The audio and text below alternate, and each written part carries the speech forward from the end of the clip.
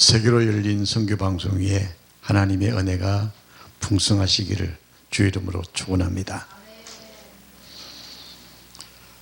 오늘 주신 하나님의 말씀 이사야 38장 13절에서 17절 말씀까지 봉독해 올립니다. 이사야 38장 13절에서 17절 봉독합니다. 내가 아침까지 견디어 싸우나 주께서 사다같이 나의 모든 뼈를 꺾으시오니 나의 명이 조석간에 마치리이다. 나는 제비같이 학같이 지적이며 비둘기같이 슬피 울며 나의 눈이 새하도록 앙망하나이다. 여호와여, 내가 압제를 받아싸우니 주의 중보가 되시옵소서. 주께서 내게 말씀하시고 또 친히 이루셨사오니 내가 무슨 말씀을 하오리까? 내 영혼의 고통을 인하여 내가 종신토록 가끔히 행하리이다. 주여, 사람이 사는 것이 이에 있고 내 심령의 생명도 온전히 거기 있사오니 원컨대 나를 치료하시며 나를 살려주시옵소서. 보옵소서. 내게 큰 고통을 더하신 것은 내게 평안을 주려 하심이라. 주께서 나의 영혼을 사랑하사 멸망의 구덩이에서 건지시고 나의 모든 죄는 주의 등 뒤에 던져셨나이다. 아멘. 이 말씀을 가지고 고난 속에 감사하는 은혜라는 제목의 말씀으로 하나님의 말씀을 함께 은혜를 나누고자 합니다. 코로나가 창궐하여서 지구의 많은 생명들이 소리 없이 사라지고 있는 때입니다. 오늘 또 3,000명이 넘는 환자가 생겼다고 하죠. 이 역경 속에서도 감사의 기도가 되는 것은 무엇 때문일까? 우리가 오늘 말씀 속에서 찾아보고자 합니다. 지금은 조금 달라졌습니다만 교회가 생전 처음 비대면 예배를 드리면서 참 많은 고통과 갈등을 가지고 있었습니다. 그러다 보니 많은 교회들 중에서 특히 작은 교회들은 폐쇄라고 하는 좌절의 굴곡 속에 사라지고 있다는 사실입니다. 탄식 소리가 절로 나올 수밖에 없는 이 아픔 속에 교회들이 거듭남과 동시에 성도들의 기도의 양이 많아지고 있다는 사실도 우리에게는 감사의 조건이 된다는 사실입니다. 겸손한 회개와 간구가 협력하여 선을 이루는 기도, 중보의 기도가 우리 고난 속에서도 생겨나는다는 이 사실이 얼마나 감사한지요. 고난에서 감사의 은혜를 창조할 수 있는 이 기쁨의 말씀을 오늘 우리는 히스기야의 기도 속에서 찾아보게 되어집니다. 하나님의 신비로운 축복, 히스기야를 통해서 우리는 발견해내고 또한 이 발견을 통하여서 내 것으로 만들어갈 수 있는 축복의 자리가 이 말씀 속에 있음을 하나님께 감사를 드립니다. 고난의 가치를 우리는 오늘 본문 말씀에서 찾아봅니다. 아픔을 맛보지 않은 사람들은 남의 상처를 비웃는다는 말이 있죠. 인생의 행복을 뺏어가는 고난이 삶 속에 뛰어드는 것을 한영하는 사람이 결코 없습니다. 또한 한영하기가 쉬운 일이 아닙니다. 고난이란 어찌 보면 저주입니다. 이 저주 속에서 우리가 이겨낼 수 있는 길, 주님께서 친히 십자가의 죽음의 틀에서 이기신 것처럼 우리에게도 고난이란 이 단어 속에서 이겨낼 수 있는 축복을 오늘 말씀이 우리에게 말씀합니다. 며칠 전 제가 치통이 생겨서 치과를 찾아갔습니다. 의사가 하시는 말씀이 치아가 썩었다고 했습니다. 그래서 이 썩어진 치아를 신경치료를 하기 위해서 마취를 해야 하는데 의사 선생님이 저에게 참 재미있는 제의를 하시더라고요. 선생님 치료를 하시면서 잘 견디는 것 같으니까 마취를 안 하고 치료를 하면 어떻겠냐 그렇게 이야기를 하더라고요.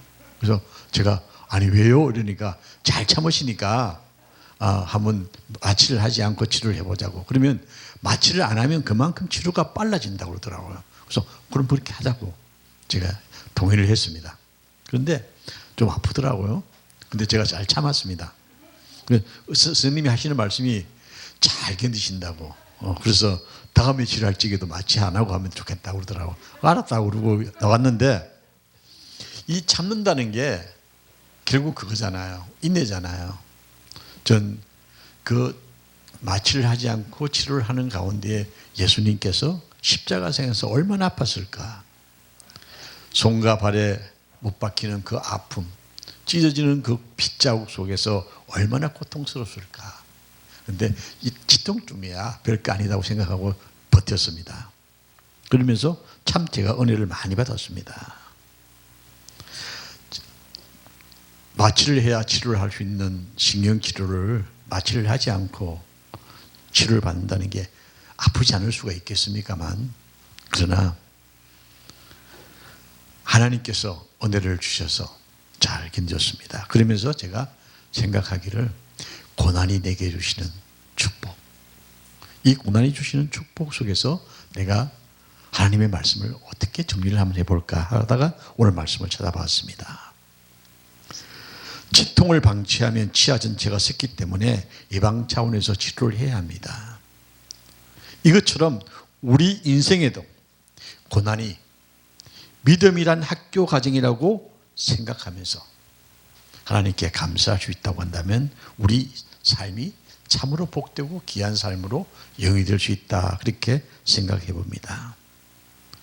우리 인간들의 삶이 너무나 세상적이기 때문에 모든 일이 순조롭게 진행되고 아무 문제가 없으면 기꺼이 하나님을 찬양하고 하나님을 찬양한다고 합니다만, 그러나 편하고 쉬우면 하나님을 떠나는 게 인간의 모습입니다. 고난은 자만의 위험성을 경고하면서 하나님께 돌아오라고 하는 학성기 소리처럼 들려준다는 사실을 우리가 오늘 말씀에서 찾아봅니다. 히스기야 잘 나갔습니다. 이 히스기야 왕이 참 잘 나간 왕이었습니다. 그런데 그가 병들 때 하나님 앞에 무릎 꿇고 하나님 살려주십시오. 살려주신다고 하면 제가 하나님 뜻대로 살겠습니다, 그런 고백을 하게 되어집니다. 우리 인생의 삶 속에서 고난이 올 때 하나님 앞에 무릎 꿇고 하나님 앞에 나의 모습을 조명해 보면서 내가 하나님 앞에 합당치 못한 모습이 있다고 한다면 하나님 용서하여 주옵소서, 이제부터라도 제가 하나님의 뜻대로 살겠습니다, 고백할 수 있는 이 시간이 얼마나 은혜로운 시간이겠습니까? 오늘 히스기야 왕은 치명적이라고 할 수 있는 무서운 병에서 회복했을 때 그가 이렇게 고백합니다. 하나님 보옵소서. 내게 큰 고통을 더하신 것은 내게 평안을 주려 하심이라고 17절에 고백합니다. 내게 더 큰 평안을 주시기 위해서 이 고통이 내게 은혜였습니다 라는 말씀입니다. 유명한 베토벤도 자신의 음향의 세계를 마비시킨 무서운 병에 시달렸지만 거기서 패배당하지 아니하고 오히려 그 무서운 장애를 이용하여 더 놀라운 상상력을 발휘해서 많은 위대한 작품을 내어놓았지 않습니까? 고난은 하나의 기회입니다. 문제가 아니라는 이야기입니다. 바다를 항해하는 배가 도시 바람을 타면 빨리 안전하게 항해하지만 반대로 도시 바람을 반대로 타면 바람이 배를 반대 방향으로 가게 합니다. 이런 논리가 우리의 인생의 삶 속에 얼마나 많이 있는지 알 수가 없습니다. 힘들고 어렵고 고통스러운 환경이 다가올 때에 거기에 굴하지 맙시다. 어떤 환경일지라도 우리를 새롭게 하시는 하나님의 역사가 말씀 안에 있다는 사실입니다. 고난을 당할 때 그 고난에 대한 우리의 자세에 따라 더 많은 것을 얻을 수 있는 축복이 주어집니다. 똑같은 재난이 두 사람에게 내려졌을 때에 그 재난을 대하는 태도에 따라서 아주 다른 결과가 나올 수가 있습니다. 존 밀턴은 40세에 실명을 했습니다. 소경이 되고 거기에 아내마저 죽었습니다. 그때 밀턴이 쓴 시 가운데 이런 말이 있습니다. 영혼이 더욱 수그러진 것은 나의 창조자를 더 잘 섬기기 위함입니다. 라고 고백합니다. 내 인생에 암흑의 세계가 다가오고 내 수주가 같은 아내가 사라지고 아무도 없는 것 같은 환경이지만 그 속에 하나님께서 나를 더욱더 순종할 수 있는 믿음을 주셨습니다. 라는 고백이 밀턴의 고백이었습니다. 우리가 성경을 읽으면서 하나님의 뜻이 어디 있을까 이런 생각을 참 많이 해봅니다. 하나님은요 결코 우리 인간이 추구하는 행복 하나님 관심 없습니다. 우리가 추구하는 것들이 그게 행복한 게 하나님의 뜻이라고 착각할 때가 참 많이 있는데요. 하나님은 거기에 관심이 없습니다. 하나님은요 하나님 나라에 들어올 수 있는 인품이 되었느냐 안 되었냐에 관심이 있습니다. 즉 믿음이 있느냐 없느냐. 하나님의 관심은 거기에 있습니다. 그러면 우리는 어떻게 해야 될까요? 행복을 추구해야 될까요? 아니면 하나님이 기뻐하시는 믿음을 만들어 가야 할까요? 하나님의 관심은 믿음에 있습니다. 우리 일상생활 속에서 나타나는 특성, 마음의 생각과 자세, 이것이 더 중요하다는 겁니다. 내 생각이 하나님 앞에 얼마만큼 향하고 있느냐. 그리스도께서 십자가를 지신 것은 인간의 위안을 주시기 위함이 아니요 인격의 변화를 주시기 위함입니다. 주님이 십자가를 지심으로 말미암아 우리의 인격이 변해야 됩니다. 우리의 생각이 변해야 합니다. 우리의 삶이 변해야 합니다. 세상에 많은 것들이 있다 할지라도 내가 변하지 않으면 세상은 변하지 않습니다. 내가 변하면 세상도 변합니다. 오늘 우리 주님께서 나를 변화시키기 위하여 십자가에 피를 쏟았다는 사실입니다. 천국으로 부르는 자격은 영혼들보다 훌륭한 신앙 인격을 만드는 조각가가 되는 것입니다. 조각을 할 때에 원하는 작품을 만들기 위해서 잘라내고 깎고 다듬어서 조각품을 만드는 것처럼 아픔과 고통을 받아 상처를 입었을 때에 치유할 수 있는 인격으로 자랄 수 있도록 하나님께서는 오늘 또 말씀으로 우리에게 임하신다는 사실입니다. 그리하여 신앙 인격자로 자랄 수 있는 영적 훈련을 하나님께서는 오늘 또 천사를 통하여 우리에게 양성하고 점점 성화될 수 있도록 만들어 간다는 사실입니다. 욥기 5장 18절에 보면요, 욥의 친구 엘리바스가 욥에게 이렇게 말합니다. 볼지어다 하나님께 징계받는 자에게는 복이 있나니 그런즉 너는 전능자의 경책을 업신여기지 말지어다 그랬습니다. 하나님은 아프시게 하시다가도 참으시며 상하게 하시다가도 그 손으로 고치신다고 엘리바스가 증거합니다. 신앙 인격 형성을 가장 중요한 것으로 여기는 그리스도인은 다음과 같이 고백해야 할 것 같습니다. 고난당하기 전에는 내가 그렇게 행하였으나 고난당하는 것이 내게 유익이라. 우리가 힘들고 어렵고 고통당하는 아픔이 있을 때에 그것이 나의 신앙 인격을 악량하여서 하나님 앞에 바르게 서임받는 사람이 되는 것이 얼마나 복되냐고 시편 119편 67절의 말씀입니다. 무거운 짐을 가벼운 짐으로 바꿀 수 있는 비결은 그 무거운 짐이 나에게 유익한 것임을 깨닫는 것이라는 겁니다. 이 말은 기극해고로의 이야기입니다. 어떤 고난도 넉넉히 이길 수 있는 신앙 무장이 우리의 삶 속에 필요하다는 이야기입니다.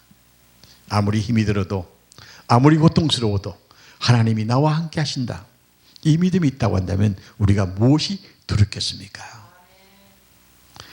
우리가 하나님을 믿는다고 고난이 나를 피해가는 것은 결코 아닙니다. 나의 신앙 인격 형성을 위해서 때로는 고난이 다가올 수도 있습니다. 그리고 고난이 올 때는요, 하나가 오는 게 아닙니다. 연속적입니다. 정말 내가 감당하기가 힘듭니다. 그런데 하나님은 감당할 수 있을 만큼 주신다는 사실입니다. 우리의 믿음은 어떤 고난이 온다 할지라도 주저하지 아니하고 능히 싸워 이길 수 있는 강력한 하나님의 말씀이 우리와 함께 한다는 사실입니다. 하나님은 말씀으로 세상을 창조하셨습니다. 그 창조의 능력이 내게 있습니다. 무엇이 두렵습니까? 그 말씀 안에 있다고 한다면 우리는 능히 이길 수 있다는 사실입니다. 태풍이 지나간 것처럼 모든 것이 다 실어가는 것 같은 상황이지만 그때야말로 하나님의 역사가 시작되어진다는 사실입니다. 그러면 어떤 역사일까요? 고난을 감당할 수 있는 방법을 하나님은 제시해 주십니다. 고난을 극복하고 초월할 수 있는 능력을 가르쳐 주신다는 사실입니다. 엘리 선지자는 어린아이 사무엘의 입으로 통하여 나오는 하나님의 심판을 듣고 이는 여호와이시니 선하신 소견대로 하실 것입니다 라고 사무엘상 3장 18절에 고백합니다. 알고 있었습니다. 자신에게 오는 아픔이 어떤 것인지 엘리는 알았습니다. 자신의 행위가 하나님 앞에 합당치 않고 자신의 엘리와 비나스의 범죄가 하나님 앞에 합당치 않는 걸 알고 있었습니다. 그런데 그걸 못 고쳤습니다. 그 결과는 멸망으로 갈 수밖에 없었습니다. 우리 인생을 살면서 내게 고난이 올 때에 왜 오는지 본인은 압니다. 모를 수도 있습니다. 그러나 이미 전철되어지는 과정을 보면 이 고난이 왜 오는지 알 수가 있습니다. 우리가 힘들고 어려울 때 낙심하지 맙시다. 하나님은요, 피할 길을 주시고 이길 수 있는 힘을 주십니다. 하나님을 섭리가 무엇인지 엘리는 알았기 때문에 하나님 앞에 하나님의 심판 내가 압니다. 그래서 하나님의 뜻대로 하실 줄 내가 압니다 하는 고백을 할 수밖에 없었다는 사실입니다. 우리가 이해할 수 없는 하나님의 역사, 하나님의 섭리 지나고 나면요 깨닫게 됩니다. 내가 부족해서, 내가 못나서, 무지해서 알 수 없다 할지라도 하나님은요 알 수 있도록 다 가르쳐 주십니다. 하나님은 1:1로 만나 주십니다. 그러기에 우리는 그 하나님의 역사 인정할 수 있는 신앙으로 나아갈 때 우리의 삶은 하나님 보시기에 복되고 아름다운 삶이 되어지는 것입니다. 아론은 그의 두 아들이 신비로운 환경 속에서 갑자기 죽었습니다. 그때에 하나님께서요 잠잠하라, 레위기 10장의 말씀입니다. 하나님의 역사가 왜 자신들에게 임했는지 스스로 깨닫고 그 환경을 원망불평하는 것이 아니라 자신들의 신앙을 바로 세우시는 하나님의 역사가 있음을 그는 그렇게 고백합니다. 바울 사도도 하나님을 사랑한 자 곧 그 뜻대로 부르심을 입은 자들에게는 모든 것이 협력해서 선을 이룬다고 로마서 8장에서 말씀했습니다. 하나님은 바울이 교만하지 않도록 몸에 찌르는 가시 같은 병을 주셨습니다. 사도 바울은 이 병이 자신에게 떠나가게 해달라고 작정하고 3번이나 간구했지만 그 병은 떠나지 아니했습니다. 들려진 음성은 너는 이미 내 은총을 충분히 받았다. 이런 하나님의 음성을 듣게 되어졌을 때 그는 이렇게 고백합니다. 약한 자 안에서 완전히 드러내시는 하나님, 감사합니다. 바울의 이 고백은 어떤 환경에서도 능히 이기게 하시는 하나님의 축복의 역사가 자신의 병 속에도 있음을 고백한 것입니다. 바울은 자신의 약점 때문에 오히려 하나님께 감사하게 되어지고 겸손의 덕을 지속시키시는 하나님의 사랑을 만나게 되어집니다. 이와 같이 우리 하나님의 역사는 욥처럼 아무 까닭도 모르고 당하는 고난 중에서도 땅에 엎드려 경배하게 되어질 때 내가 못해서 적신으로 나왔은즉 또한 적신으로 돌아갈지라 주신 자도 여호와시요 취하신 자도 여호와시니 여호와의 이름을 찬송합니다 하는 욥의 고백처럼 우리 삶 속에 어떤 어려움이 온다 할지라도 하나님 앞에 감사할 때에 놀라운 역사가 주어질 줄로 믿습니다. 한국 교회의 코로나로 인해서 정말 견디기 힘들 만큼 어려운 교회들이 너무나 많습니다. 그래서 목사님들 가운데에 실패한 목사님들이라고 고백하면서 세상 속으로 노는 목사님들을 참 많이 봅니다. 볼 때마다 참 안타깝습니다. 어떻게 하면 저 목사님에게 도움이 좀 될 수 있을까 고민도 많이 해봅니다만, 그러나 우리 이 코로나를 통해서 우리 사회가, 교회가 말로 표현할 수 없을 만큼 안타까운 상황으로 치닫고 있습니다만, 여기서 우리는 우리 인간성 회복, 신앙 회복을 해야 합니다. 우리도 욥처럼 아무런 이 환경 앞에 감사하는 신앙으로 만들어 가야겠습니다. 세상과 다른 고난의 기쁨을 나는 신앙 인격으로 키워갈 수 있는 은혜의 역사가 우리에게 있다고 한다면 고난이 내게 유익이라는 고백으로 우리가 하나님 앞에 설 수가 있을 줄 믿습니다.